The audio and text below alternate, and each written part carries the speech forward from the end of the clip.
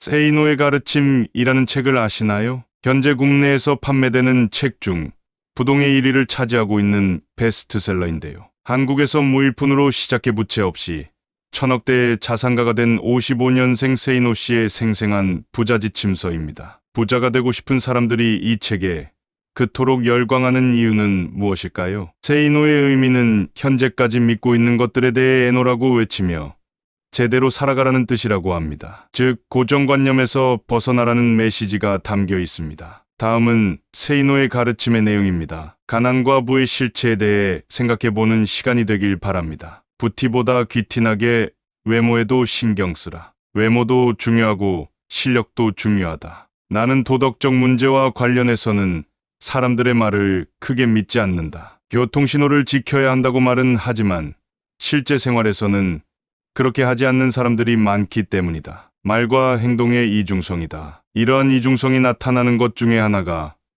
외모는 중요하지 않으며 마음이 중요하다는 말이다. 말은 그렇게 하면서도 외모를 본다. 중국 당나라의 관리 선발 기준이었고 조선시대의 인재 판별 기준이라는 신원서판에서도 외모가 첫째 조건이었다. 정신의학에서는 사람을 한 가지 면으로 판단하면 미숙하다고 본다. 그러나 이 세상은 사람을 외모로 판단하는 미숙한 환자들로 가득함을 명심하라. 바비 인형처럼 속이 텅 비어 있어도 예쁘면 뜨게 되고 가상의 인터넷 캐릭터 아바타를 치장하느라 정신없는 것이 이 세상이다. 나처럼 내 멋대로 하고 다녀도 아쉬울 것 없는 사람이 아니라면 외모에도 신경을 써라. 일본의 야마다 오사무 역시 사람을 간파하는 기술에서 사람은 외관이 중요하다고 외친다. 외모 콤플렉스가 심하면 성형수술이라도 하라. 올 2월 21일자 월스트리트 저널에서 한국 여성들의 성형수술 풍조를 조롱하였다고 붕괴하는가. 웃긴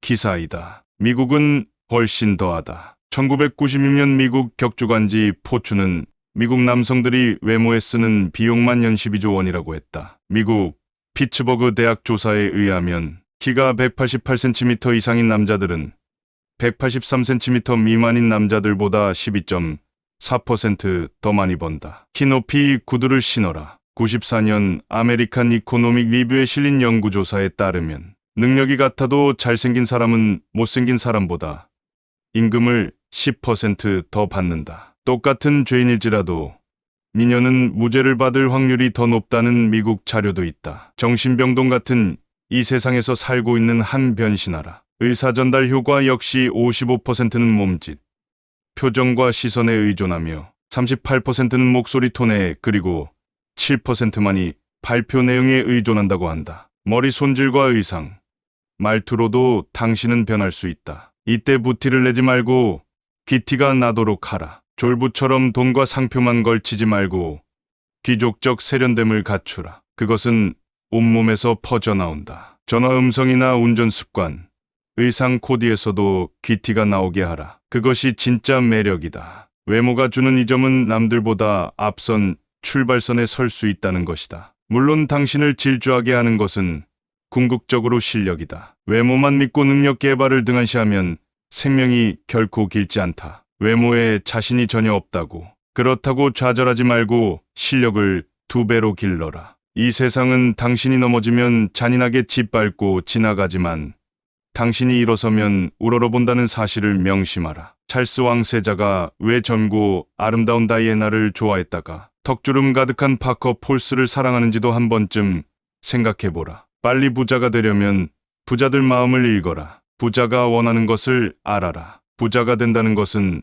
다른 사람들의 주머니에 있는 돈이 그들의 자발적 의사로 당신 주머니 속으로 들어와 쌓인다는 뜻이다. 만약 흉기를 들면 강도가 되는 것이고 속임수를 쓰면 사기꾼이 되며 연고에 호소하면 상대와의 친분을 이용하는 것이 된다. 시인 김용택은 세상의 길가에서 내 가난함으로 세상의 어딘가에서 누군가가 배부릅니다 라고 노래했지만 내 생각은 다르다. 내가 부자가 된다고 해서 가난한 사람들이 늘어나지는 않는다. 강도 사기 연고 판매처럼 다른 사람에게 손해를 끼치면서 돈을 모으는 방식으로는 결코 큰 돈을 모을 수 없기 때문이다. 사람들이 기쁜 마음으로 당신에게 지불하도록 만들어야만 부자가 된다. 어떤 나라에서든 20%도 안 되는 부자들이 80%의 돈을 소유하고 있다. 빨리 부자가 되려면 부자들과 주머니를 공유하는 방법이 좋다. 부자들이 흔쾌하게 당신에게 지불하고 싶어 한다면 당신은 훨씬 쉽게 부자가 될 수 있지 않을까. 어떤 사람들은 가난하고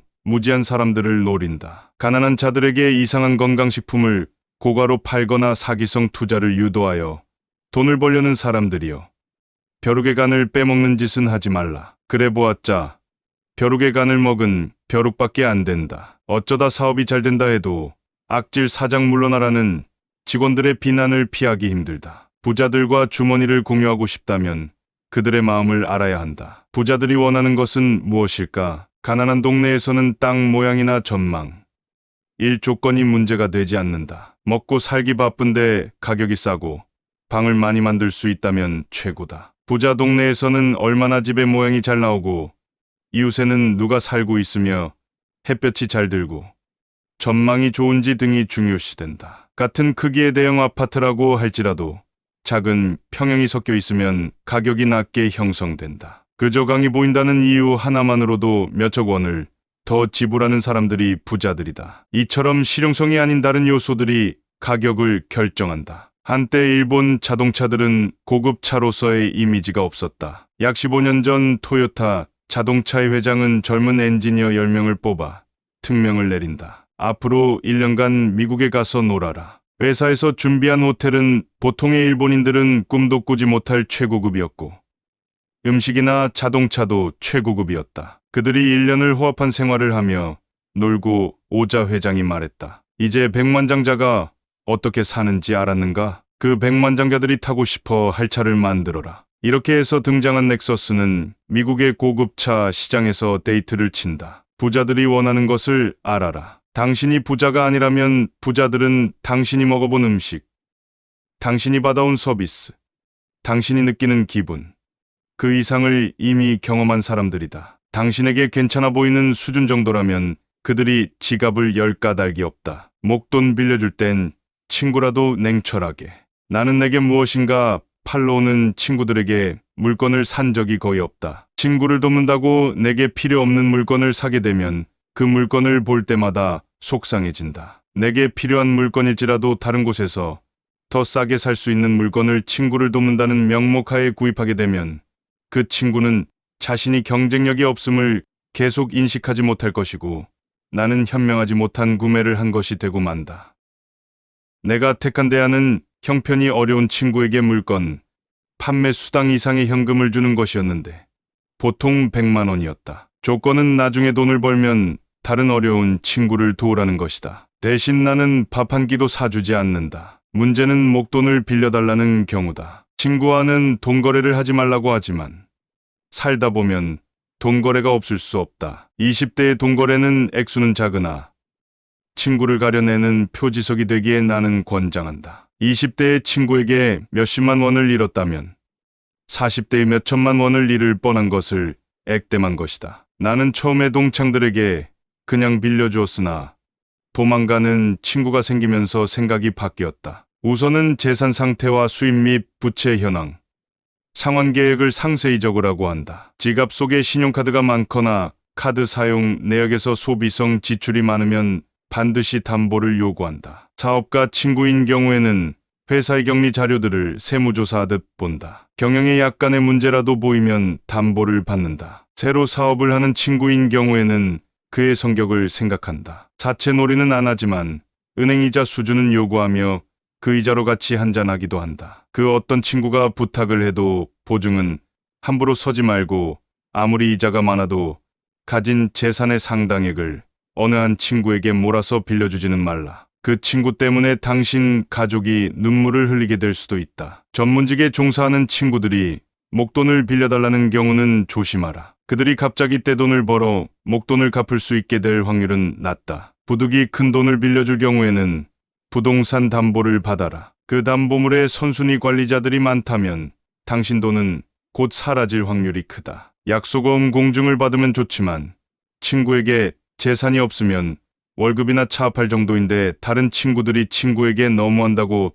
당신을 욕할지도 모른다. 친구가 급히 큰 돈을 빌려달라고 할 때는 그가 설명하는 말을 절대로 액면 그대로 믿지 말라. 그가 거짓말을 하는 것이 아니라 그의 상황이 거짓말을 낳는다. 친구를 믿는 것은 좋지만 친구가 처한 상황은 믿지 말라. 그 친구도 미래 상황은 모른다. 고의적인 경우도 있겠지만 많은 경우에서는 친구가 속이는 것이 아니라 그 미래 상황이 당신 돈을 못 갚게 만들며 우정도 버리게 함을 명심하라. 친구로부터 빌린 돈을 못 갚았다고 절대 자취를 감추지 말라. 연락이 두절되면 곧 소문이 퍼지게 되고 당신이 빚지지 않은 친구들마저 등을 돌린다. 당신에게는 업계에 친구가 많다고 적이 없다고 그것을 자랑하지 말라. 그것은 곧 모든 사람들이 당신을 대단치 않게 여긴다는 뜻일 수도 있고 경쟁 대상도 안 되는 만만한 사람이라는 뜻일 수도 있다. 내가 어느 직원을 사람 하나는 좋다고 말한다면 그가 일은 지독히 못한다는 뜻이다. 76세 고령의 경영자 오리바 마사오 역시 일 잘하는 사람. 일 못하는 사람에서 적이 없는 사람을 무능의 대명사로 부른다. 예수에게도 적이 무수히 많았다. 승자에게는 적이 많고 패자에게는 친구가 많은 법이다. 어느 나라에서 정치나 경제가 제대로 굴러가지 못한다면 그 이유는 정치인들이 적을 만들지 않으려고 하고 인기와 영합하여 욕을 먹으려 들지 않기 때문이다. 말이 통하지 않을 땐 침묵하라. 말이 통하지 않는 사람이 있음을 인정하라. 살다 보면 여러 가지 갈등으로 인해 마주치기조차 싫은 사람들이 주변에 생기게 마련이다. 이런 경우 서로가 마음을 열고 대화를 해야 한다고 말하지만 아무리 얘기를 나눠도 내듭이 풀리지 않거나 대화 자체가 이루어질 수 없는 경우가 발생한다. 왜 이런 상황이 발생하는 것일까? 인간관계에서 갈등이 생겼을 때 사람들의 반응을 나는 4가지 유형으로 구분한다. 첫째는 갈등이란 있을 수 없다고 생각하는 형이다. 문제 자체를 없었던 것으로 하자고 하면서 좋은 게 좋은 거 아니냐는 식으로 덮어버리려고 한다. 대부분의 문제를 사소하다고 여기고 보다 더 큰 명분, 이를테면 화합, 사랑, 애국 같은 명제 밑에 모이라고 한다. 싸운 학생들을 억지로 악수하게 하는 선생도 이 경우에 속한다. 부모는 자식들 간의 갈등을 주로 이런 식으로 해결하려고 한다. 표면적으로는 갈등을 제거한 듯 보이지만 안에서는 계속 골마간다. 둘째는 문제의 본질과는 상관없는 권위나 지위에 의존하는 형이다. 문제를 일으킨 사람이 윗사람일 경우 주로 나이가 몇 살이냐, 어떻게 대들 수 있느냐는 식으로 말한다. 아랫사람이 잘못을 저질러 윗사람에게 야단을 맞았을 때 어떻게 그렇게 비인간적으로 야단칠 수 있느냐는 식으로 윗사람을 오히려 비난하는 경우 역시 이 부류에 속한다. 여자와 싸우다가 여자가 왜 그러냐며 윽박지르는 남자들도 이 부류이다. 셋째는 다른 사람들에게 호소하는 형이다. 이런 사람들은 평상시에는 당사자에게 태연하게 행동하면서도 다른 사람들에게 자기 하소연을 늘어놓는데 오해와 과장, 축소나 은폐, 모함이 따른다. 그러나 나중에 무슨 말을 했었는지도 제대로 기억을 못하거나 딱 잡아댄다. 당사자와 직접 이야기하는 경우는 드물며 오해가 풀어져도 사과하거나 반성하지 않는다. 다중인격적인 면모를 갖고 있으며 가장 멀리해야 할 대상에 속한다. 넷째는 책임을 밝히려고 하는 형이다. 보통 사람들은 입으로 직접 거론하기 힘들어하는 것들도 거침없이 끄집어내어 밝히고자 한다. 연장자들을 당황하게 만들며 상대방에게 서운함 혹은 괘씸함을 안겨주기도 한다. 자기 주관에 따른 이분법적 사고가 강하다. 자식에게 우리 대화하자고 해놓고 자식이 무슨 말을 하면 오히려 야단을 치고 그래서 자식이 침묵하면 이제는 말을 안 한다고 야단치는 부모도 이 유형에 속한다. 이러한 유형들은 누구에게나 조금씩 섞여 있으나 갈등이 발생하게 되면 어느 한 유형이 집중적으로 표출된다. 갈등에 대한 유형들이 서로 다를 경우에는 어느 한쪽이 백기를 들어야 화해가 이루어지지만 표면적인 것에 불과하다. 누군가와 갈등이 있다면 자신과 상대방의 논리 유형을 파악하라. 서로 다른 유형이라면 차라리 더 이상 만나지 말거나 그것이 어려우면 침묵하는 것이 서로를 위해 좋다. 당신에게는 당연한 말이 상대에게는 전혀 그렇지 않기 때문이다. 말이 통하지 않는 사람이 있음을 인정하며 살자는 말이다. 세이노의 성공담. 이 생망이라는 단어가 있다. 이번 생은 망했다라는 뜻이다. 정말 그럴까? 노력은 정말 개소리일까? 중산층 이하의 가정에서의 자녀들이 자신들의 처지를 부잣집 자녀들과 비교하면 그럴 수 있다. 가난한 집 자녀들의 경우에는 더더욱 그럴 수 있다. 그런데 잠깐만. 어느 시대이건 빈민층과 서민층, 부유층은 동시에 존재하여 왔다. 졸부 흉내내지 말고 먼저 목돈부터 모아라. 그리고 지식을 배양하라. 동아일보 지면에 세이노의 부자 아빠 만들기 칼럼을 연재하고 있는 세이노 씨는 그 자신을 학력도 남다르지 않고 머리도 좋지 않은 아주 평범한 사람이라고 말한다. 그래도 엄청난 부자가 되었다. 그는 돈을 버는데 굳이 똑똑한 사람들과 경쟁할 필요가 없다며 아주 평범한 사람들보다 약간 생각만 달리하면 큰 부자가 될 수 있다고 말한다. 그가 굳이 필명을 고집하고 자신을 드러내지 않는 것은 임프 사태 직후 모 언론에 당당하게 외제차를 몰고 다닌다고 말한 이후 온갖 협박 전화를 받고 아이들 학교에서도 문제가 됐기 때문이라며 사람들의 의식부터 바뀌어야 돈을 벌 수 있고 사회 풍토가 바뀌어야 투자 나라가 될 수 있다고 강조한다. 돈 버는 노하우가 언제 어떻게 해서 보이기 시작했는가? 처음에는 그저 돈만 쫓아다녔다. 사람들을 만나면 그저 내 호주머니를 불려줄 수단으로 생각했다. 그것이 잘못이었다. 나부터도 나를 어떤 수단으로만 보는 장사꾼에게 물건을 살 마음은 생기지 않으니까. 돈을 번다는 것은 다른 사람들의 호주머니 속에 있는 돈이 그 사람의 자발적인 의사로 내 호주머니로 옮겨지는 것이다. 그러기 위해서는 먼저 고객의 불편함을 파악하고 정말로 섬기는 자세가 필요하다. 양반 정신을 버리고 머슴 정신을 가지면 된다. 사람들이 돈을 벌지 못하는 이유는 머슴 정신이 없기 때문이다. 아울러 철저한 신용을 다져나가고 약속을 이행했다. 약속을 지키느라 손해를 본 적이 한두 번이 아니다. 강의용 음향기기 설치 사업을 시작했을 때의 일이다. 사업 시작 첫 회의 수혜가 났다. 다른 사람들 같으면 천재지변이므로 책임이 면제된다고 주장하겠지만 나는 무료로 다 수리해주거나 신품으로 바꿔주었다. 몇 천만 원의 손해가 났지만 바로 이 고객들이 모두 나의 영업사원처럼 선전을 해주는 바람에 1년 후에는 수억 원을 벌 수 있었다. 또 품질을 남들보다 10%만 더 좋게 하면 가격은 몇십 퍼센트 더 받을 수 있다. 국산 만년필과 몽블랑 만년필을 비교해보라. 품질이 100배 더 좋아서 가격이 100배 더 비싼 것은 아니다. 아울러 경쟁이 치열한 쪽에는 전혀 가지 않았다. 이른바 멋있고 폼나는 분야에는 똑똑한 사람들이 많이 들어와 같이 싸우기 때문에 보통 사람들은 언제나 패자가 되고 만다. 그러나 경쟁이 약한 분야에 가게 되면 그저 나 같은 보통 사람들이 들어오는 경우가 많으므로 그들보다 조금만 노력하면 이길 수 있었다. 여러 번 사업에 실패했다는데 나는 정말 빈손으로 시작했다. 처음에는 보따리 장사부터 시작했고 28세에 집도 샀지만 2년 후 몽땅 말아먹고 다시 빈털터리가 됐다. 하지만 원내부터 가진 것이 없었기 때문에 잃은 것도 없다고 생각하고 다시 시작했다. 영어를 조금 했기에 하루에 15시간씩 번역일을 하면서 생활비를 모았고 그 이전에 닦아놓은 신용을 근거로 자금을 모았다. 내게 돈을 빌려준 사람은 친척이나 친구가 아니라 모두 사회에서 만난 사람이다. 담보 없이 돈을 빌릴 정도로 내 신용은 철저했다. 나는 남들이 잘 모르거나 불편해하는 것을 찾아다닌다. 그것들이 돈이 된다. 나는 남들이 모르거나 불편해하는 것을 해소해주고 대가를 받는 구조체를 만든 데 열중했다. 내가 아는 영어 지식이 85년부터 나타난 16비트 컴퓨터와 연결되니까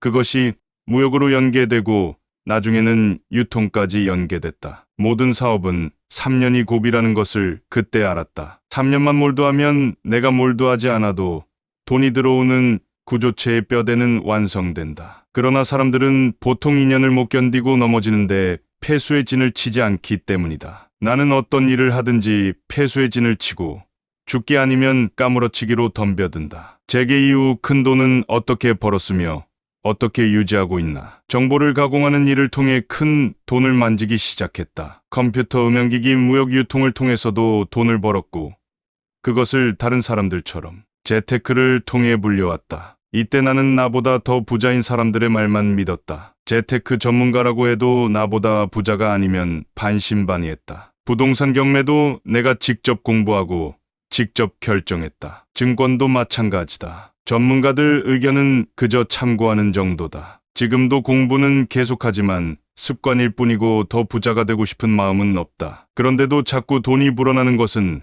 다른 사람들이 몰리는 길에는 잘 가지 않기 때문인 듯하다. 사람들이 코스닥에 몰릴 때 나는 얼씬도 하지 않았다. 평범한 사람들이 부자가 될 수 있는 가장 중요한 방법과 마인드는 무엇인가? 졸부 흉내를 내지 마라. 기름값이 조금만 올라도 허리띠를 졸라매야 하는 상황이라면 기름값이 쌀 때 미리 졸라매며 살아야 한다. 그렇게 목돈을 만들어 놓아야 한다. 전쟁이 났다고 생각하고 철저하게 생존 능력을 배양해라. 결국은 지식을 배양해야 한다. 고민이 있다면 10분 이상 하지 마라. 어떤 고민도 사실상 10분 이상 하지 못한다. 그런데도 많은 사람들이 걱정에 빠져 산다. 오로지 문제 해결 방안만 찾아라. 부자가 되는 것은 천재들이 아니라 바로 다른 보통 사람들과 경쟁하는 것임을 잊지 마라. 미리 겁먹을 필요가 없다. 스비스 그것이 알고 싶다. 311회 인터뷰에서는 다음과 같이 말했다. 어떤 사람은 돈을 벌고 어떤 사람은 돈을 못 버느냐는 거예요. 그러면 그 차이가 어디 있냐는 거예요. 재테크를 잘해서요. 참만의 말씀입니다. 일단은 종자돈이 있어야 되고 여유자금으로 할 수 있는 자금이 있어야 됩니다. 여유자금이 없게 되면 투자를 하더라도 시간에 쫓기게 됩니다. 모든 투자에서 시간에 쫓기지 않습니까? 그러면 그 투자는 망하고 맙니다. 누구한테 돈을 기증하는 셈이 되느냐?